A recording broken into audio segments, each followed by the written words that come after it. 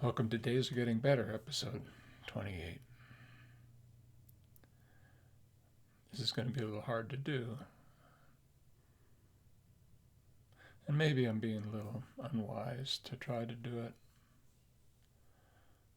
But somehow in my life, when I'm in pain, there is something deeply salving, like salve on a wound, to try to do something that may be helpful or healing.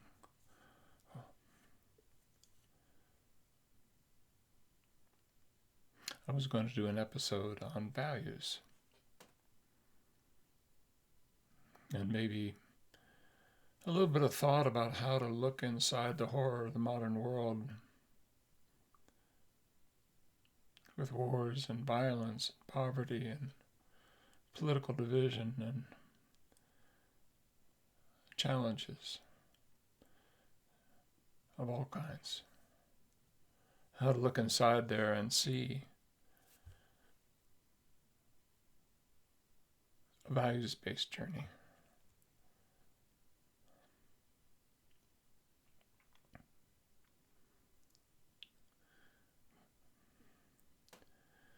But the events of the last 2 weeks have put a little bit of a different cast on that. That's why I'm a little late with this episode. About 10 days ago, I got the call that my sister had entered into the hospital with COVID and pneumonia. My sister is 2 years younger than me. She's 73. And for the last 10, 11 years, a very cruel disease called multiple sclerosis had gradually taken away her ability to walk and then to move around in a wheelchair and then to lift her legs or leave her bed or lift her arms. And after 10 years of this, the only thing she could do is raise one hand and with great effort hold on to a telephone. And I got the call that she had developed COVID and pneumonia and was in the hospital. She had resisted going because it's so painful for her to be taken out of her bed. And it wasn't until she became incoherent enough that we could do it, even though she didn't want to go, that she was admitted.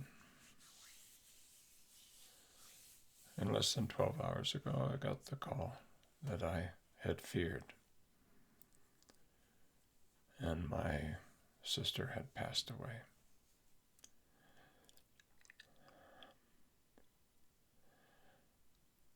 What I want to talk to you about is a little bit about her, but more about how we can be whole creatures, knowing that we're going to die and knowing that things will pass away and knowing that there's suffering in the world that is just our iPhone away from seeing directly. Even our young children are exposed to more death and horror than previous generations could even dream of.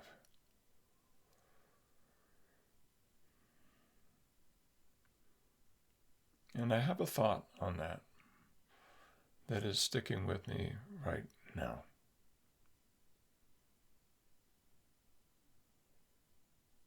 Which is the pain of loss contains the appreciation of what was lost. If there was no appreciation, if there was no acknowledgement, no knowledge, there would be no loss. So what did this amazing woman, Suzanne, we used to call her Susu, she hated it.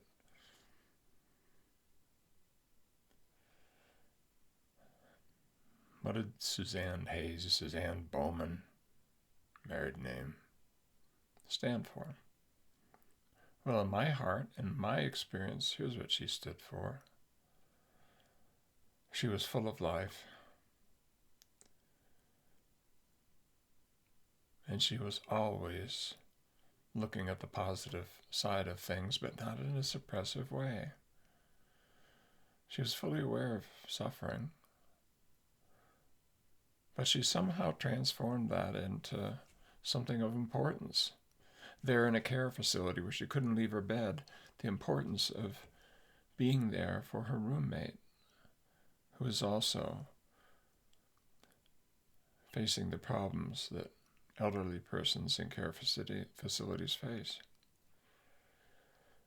When I would call her up, she was always talking about the visit from her children or from her grandchildren, or the funny things she saw on television, or the conversation she had with her roommate, or what the bird was doing outside the window.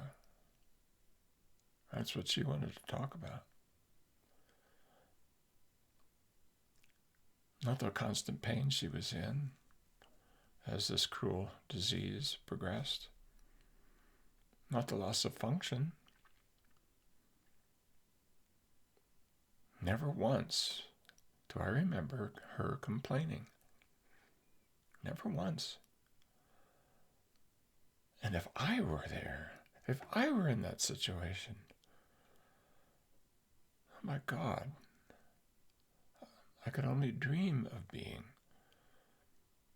as focused on what she could do and as appreciative of what she had.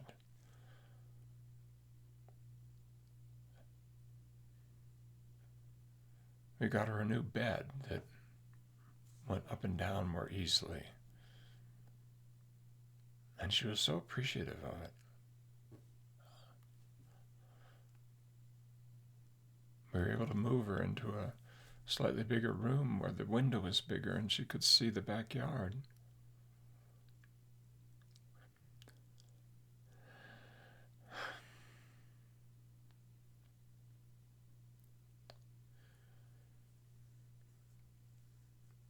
So look, what I'm saying is, and I wanted to do this in a place where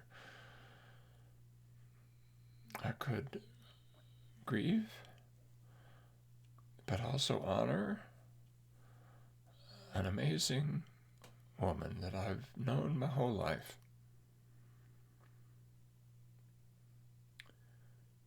Who showed something in her life that lifted up the people around her, that lifted up her children, lifted up her grandchildren, and lifted up her sibs, my brother and I. Brother Greg, who passed in a somewhat similar way, without a long period, but with the breathing tubes being removed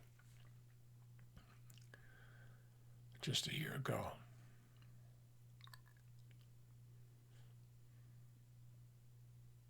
And me. She's here with me and in me, and in some small way, she's in you right now. In some small way. That's why I wanted to do it today.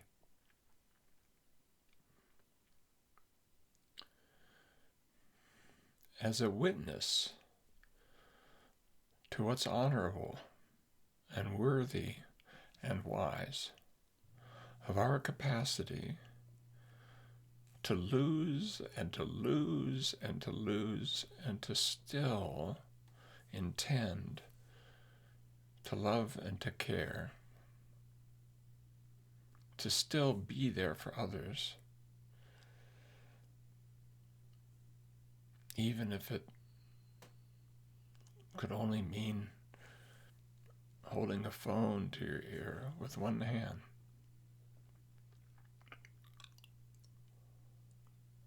So,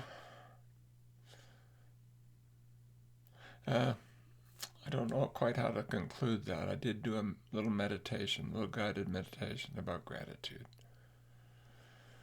And if you haven't noticed it, I'm listing what I'm grateful for. The memories that I will have, in addition to the memories of walking into that intensive care unit and seeing her unconscious with all those tubes. In addition to that, to those painful last days, in addition to this call, not even 12 hours ago, I once knew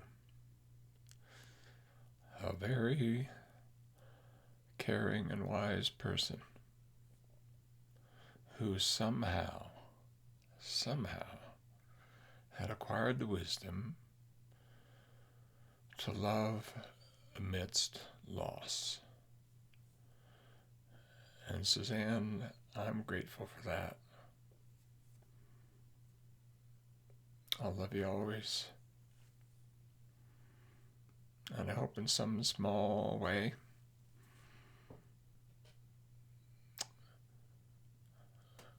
this statement of appreciation, of gratitude for you will empower some of the people who are listening to me today, who are facing losses of their own, failures of their own, fears and regrets and worries of their own, and maybe confined. Just a little bit of what my sister so beautifully reflected. The ability to be grateful for life.